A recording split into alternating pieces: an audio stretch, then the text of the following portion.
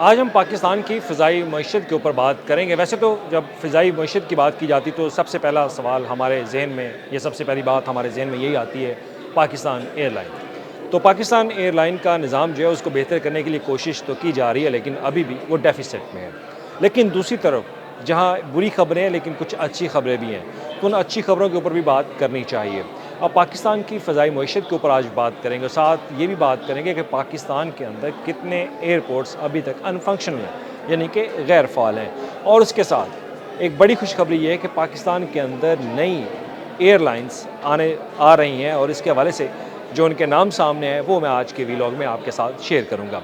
तो सबसे पहले एक झलक जो है वो पाकिस्तान की फ़िज़ाई मईशत के ऊपर डाल लेते हैं। तो सरकारी अदाद-ओ-शुमार के मुताबिक पाकिस्तान की एविएशन इंडस्ट्री का जो हुजम है वो 2.1 अरब डॉलर सालाना है, और जो कि पाकिस्तान की जो मुल्की जीडीपी है उसका तकरीबन 0.7% जो है वो बनता है, यानी इतना ही जितना कि हम कपास के एक बड़ी फसल से कमाते हैं। तो उसके बाद सालाना 9 मिलियन बैनुल-अक़वामी मुसाफिर और 3 मिलियन घरेलू मुसाफिर सफ़र करते हैं, और इसके साथ ही एविएशन सेक्टर तकरीबन 56,700 लोगों को रोज़गार मुहैया करता है, और इसके साथ ही 952 मिलियन डॉलर सियाहत और टूरिज़म के ज़रिए मईशत के अंदर जो है वो शामिल की जाती है।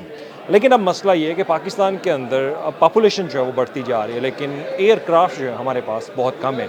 पाकिस्तान के पास नई जो इससे पहले मौजूदा जो मुख्तलिफ़ प्राइवेट कंपनीज़ हैं एयरलाइंस की, वो भी काम कर रही हैं, लेकिन इसके बाद क्योंकि मईशत को देखते हुए, फ़िज़ाई मईशत को देखते हुए, पॉपुलेशन को देखते हुए और मुसाफिरों की बढ़ती हुई तादाद को देखते हुए अब नई एयरलाइंस जो हैं वो पाकिस्तान का रुख कर रही हैं। अब इसमें आज हम बात करेंगे जिसमें पाकिस्तान के जो एयरपोर्ट्स के हवाले से भी।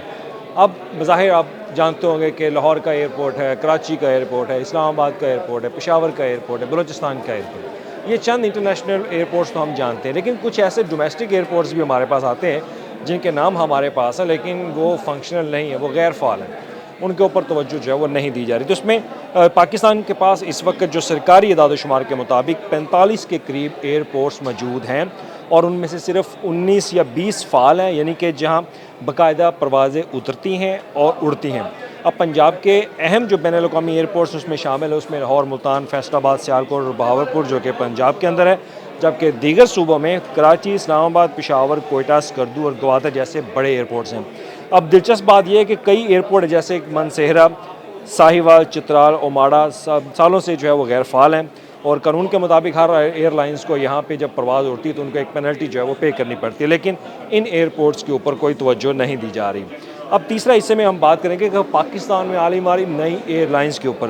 तो अब आते हैं कि पाकिस्तान में चंद नई एयरलाइंस जो है वो अपनी एंट्री दिखाने जा रही हैं, और उसमें सबसे पहले कराची एयर, जैसे कि एयर पंजाब है तो अब कराची एयर कराची के नाम से एक नई एयरलाइन जो है वो आ रही है, और इसके बिज़नेस कम्युनिटी की मलकियत है, और ये retired air vice marshal Imran उसके जो है वो CEO हैं। तो उनकी तरफ से 5 अरब रुपए की इब्तदाई सरमायाकारी के साथ ये एयरलाइन जो आने जा रही है। उसके बाद है K2 एयरवेज।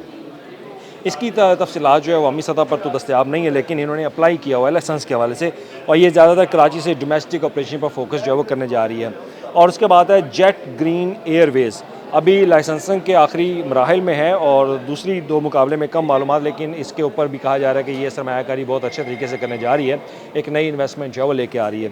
और उसके बाद है क्यू एयरवेज़, इसका फोकस भी अंदरूनी मुल्क परवाज़ों पर है, यानी कि डोमेस्टिक फ़्लाइट्स के ऊपर, और इसका दावा है कि ये माहौलियाती तौर पर जो है वो फ्रेंडली एयरलाइन होगी, इनके किराए भी कम होंगे। और इसके बाद गो ग्रीन एयर, ये भी एक नई एयरलाइन पाकिस्तान के अंदर जो आ रही है, ये भी डोमेस्टिक एयरलाइन के ऊपर जो है वो फोकस करेगी इब्तदाई तौर पर, जैसे कि फ़्लाई जुना, एयर सरीन है और दीगर जो फ़्लाइट्स पाकिस्तान की प्राइवेट कंपनीज़ की तरफ से यहाँ पर काम कर रही हैं। तो इसी तरह ये नई एयरलाइन जो है वो आ रही है, इन्होंने अप्लाई कर दिया लाइसेंस के हवाले से।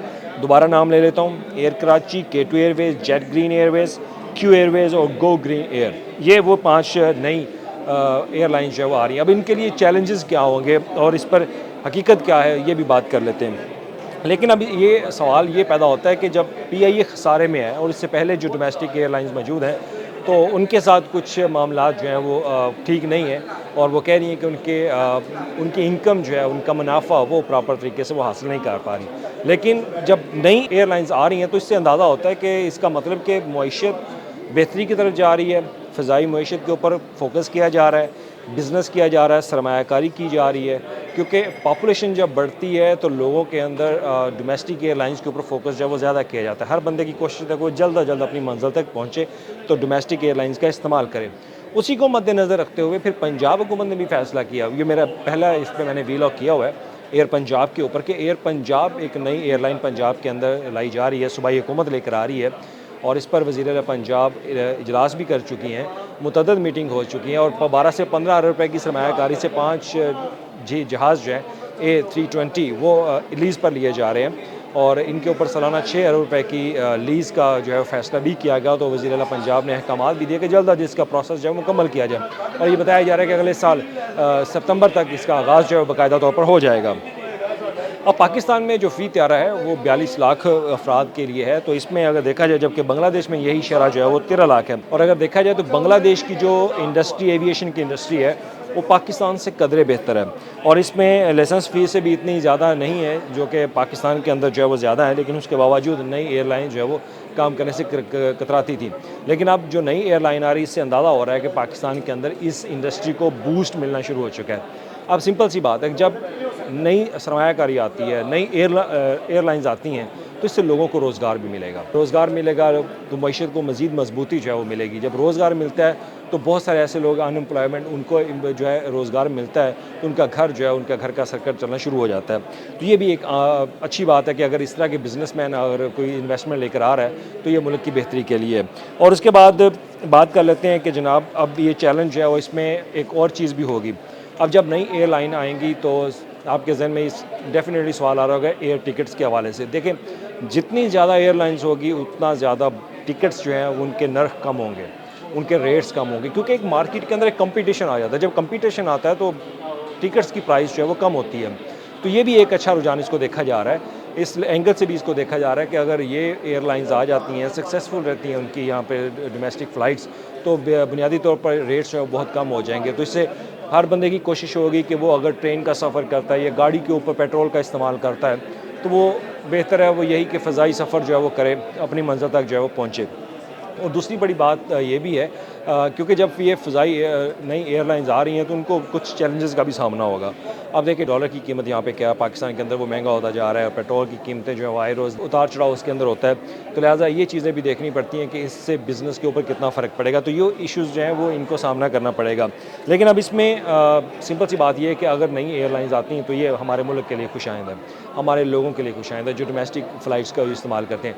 अब डेफिनेटली जब कोई एयरलाइन लेके आता है तो वो सिर्फ डोमेस्टिक तक महदूद नहीं रहता, वो इंटरनेशनल फ़्लाइट्स तक भी रहता है। तो आज ही मैं डाटा पढ़ रहा था, तो इस डाटे के मुताबिक पाकिस्तान के अंदर हमारा जो कम्यूटर है, मुसाफिर है, जो इंटरनेशनल फ़्लाइट्स यूज़ करता है, वो सबसे ज़्यादा Dubai, Jeddah, Sharjah, Saudi Arabia का रुख करता है। तो उन्हीं को देखते हुए, और इसमें सबसे ज़्यादा स्टूडेंट्स की तादाद है, 10वें नंबर पर है पाकिस्तान पूरी दुनिया में, जहाँ पर 90,000 स्टूडेंट जो है वो सालाना ट्रैवल करता है दूसरे मुल्कों में स्टडी के लिए। तो 10वें नंबर पे इसका नाम है। सबसे पहले इंडिया, उसके दूसरे नंबर पर चाइना, 10वें नंबर पर पाकिस्तान है। तो लिहाजा पाकिस्तान के स्टूडेंट्स के लिए भी ये एक उनके लिए एज इस तरह से होगा कि टिकट जो है वो उनको सस्ते मिलना शुरू हो जाएंगे। तो देखा जाए तो ये खुशाइन फ़ैसला है। ये एक इंपॉर्टेंट इन्फॉर्मेशन थी जो मैं आपके साथ शेयर कर रहा था कि 5 नई एयरलाइंस आ रही हैं, और इन एयरलाइंस के नाम भी आपके साथ शेयर किए। अगर आपका कोई सवाल या कोई कमेंट करना चाहते हो वो तो ज़रूर कीजिएगा। तब तक के लिए अल्लाह हाफ़िज़।